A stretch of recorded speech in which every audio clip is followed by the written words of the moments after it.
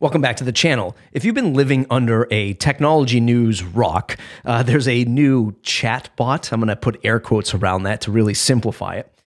Made by the folks over at OpenAI. Side note for you podcasters out there that use Descript, they are one of the largest investors, if not the largest investor in Descript. ChatGPT, optimizing language models for dialogue. Quite simply, a chat bot that we're able to chat with today. And I'm going to play with it just a little bit. I'm going to ask this chatbot how to start a podcast. What should I do? In the same, what I hope, context that I hear from most humans that come to Castos. Let's dive right in. Okay, so you can go to chat.openai.com to set up a free account to try the ChatGPT program out. It's free at least at the time of this recording. I don't know, maybe in the future, it might be paid to get access to this. Let's ask ChatGPT the typical question that I get when folks come through the door here at Castos. What's the best microphone to start a podcast? ? We'll give that question to ChatGPT and see what it comes back with. So you can see it coming right here onto the screen. If you're just starting a podcast and looking for a good microphone, there are many options to choose from. Some popular options for beginners are the Audio-Technica ATR 2100, the Blue Yeti, and the Rode Procaster.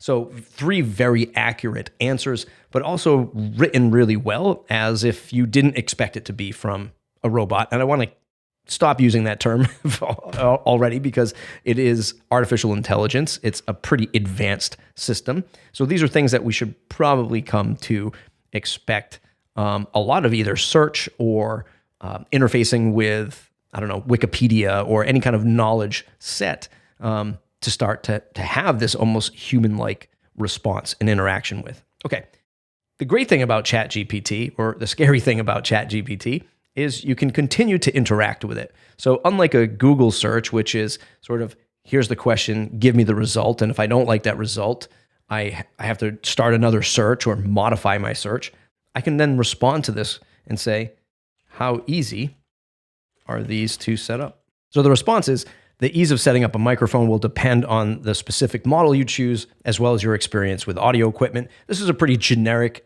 response here, not as maybe accurate as the first one. Not to make this a ChatGPT tutorial, but you can always click on try again. It'll give you another response, but it is still fairly accurate in letting you know that, well, it depends on what kind of microphone you get set up and what your experience is. Let's progress this conversation with the bot and say, great.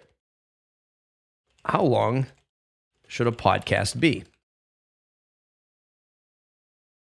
Now, I really love this response. I did test this before, and it's sort of similar to what I saw in a previous run. It says there's no definitive answer to this question. The ideal length for a podcast will depend on the specific topic and format of the show, which is literally the answer I give all the time when folks ask me how long a podcast should be. There are no rules. There's no definite answer to this. It really depends on what you're doing and what your audience wants to hear.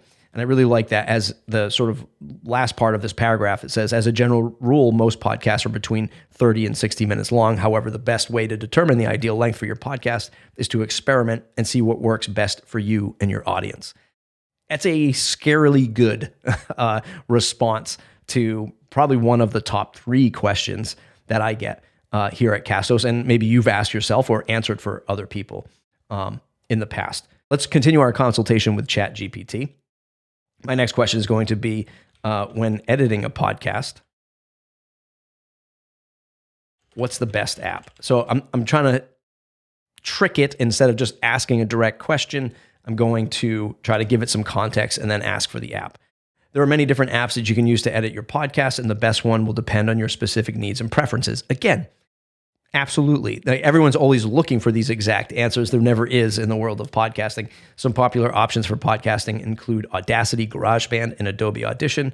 And then it goes on to answer the rest of that question. Fantastic advice and stuff that I think a lot of us are already recommending, which is probably where it's learning a lot of these answers from us humans. Scary, I know. Let's continue on with another sort of what you would call probably a niche question to the space.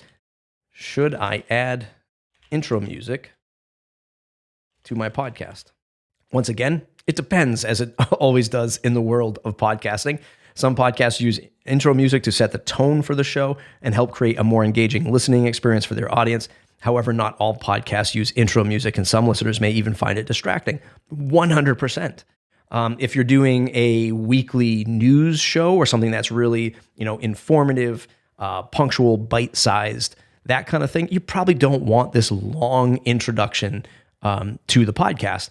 And, on the flip side, maybe you're doing a music-based show. Maybe you're doing a calming-based podcast. Yeah, this music has a tendency to set the mood for that type of content. So again, it really depends. But wow, this thing is really great and answering those questions that I would be answering probably.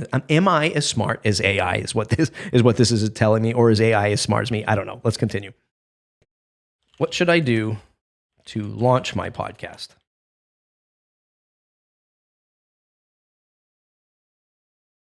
So it's going to go ahead and answer that question. It's going to say, to launch a podcast, there are several key steps you need to follow. First, you'll need to plan and prepare for your podcast, including a topic, a format, and a schedule. God, yes, 100%. That is so key to launching a podcast. You also need to choose a name for your podcast, create artwork to represent it. Next, you'll need to record and edit your podcast episodes. We've already talked about that. Once your episodes are ready, you'll need to upload them to a hosting platform, Castos. Yes, and then it says such as iTunes or Spotify to make them available for your audience. Not quite accurate there. Those are distribution points, which I think a lot of us know.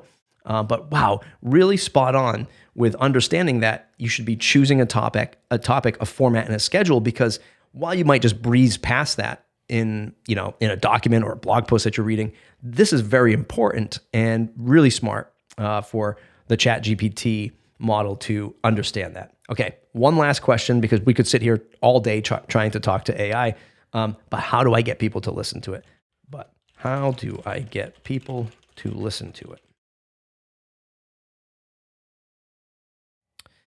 To get people to listen to your podcast, you'll need to promote it effectively. This includes sharing your episodes on social media, reaching out to potential listeners, and appearing on other podcasts or in the media to promote your show. And again, it continues to go on. This is a very nuanced answer. I think if you were to search on Google, how do I get people to listen to my podcast, you'd probably get your typical listicle, 7 ways to promote your show, and it's loaded up on Twitter, be a guest on another podcast. And yeah, while that's all really important stuff, and the way we've been interacting with knowledge models up until this point, this is a really quick way and a way that we can start to interact with knowledge models again through chat bots. It's a little scary and very powerful all at the same time. This bot could probably put me out of my own job, which is also weird for me to be posting this on YouTube, and hopefully my boss doesn't watch it, but really powerful stuff, really interesting stuff. I wanted to make a video today so that I could share that with you. Let me know what you think about the world of AI chat, maybe ChatGPT specifically. Go ahead, leave your comments below. Have you tried other questions? Has it worked for you? Has it not? Let me know in the comments below. Thumbs up if you like the video. Subscribe to the channel if you want more. We'll see you in the next video.